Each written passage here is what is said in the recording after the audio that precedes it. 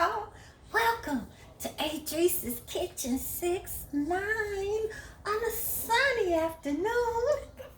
Have I got a fun recipe for you today? Just a little snack, a fattening snack too. Look what I'm gonna do with this waffle, some strawberries, and bananas. Yes!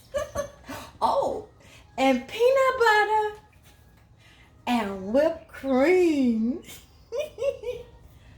It's gonna be all my delicious fun. Let me show you. So look, I'm gonna take this peanut butter.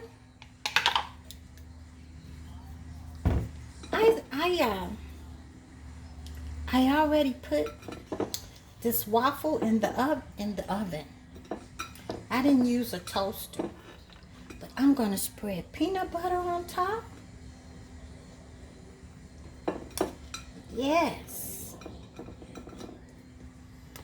And I'm gonna put some bananas. The kids is gonna love this.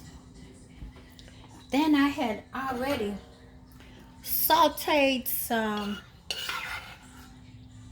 strawberries, and we're gonna put that on top. Doesn't that look yummy, honey? Yummy for your tummy, honey. Then top it off with some whipped cream.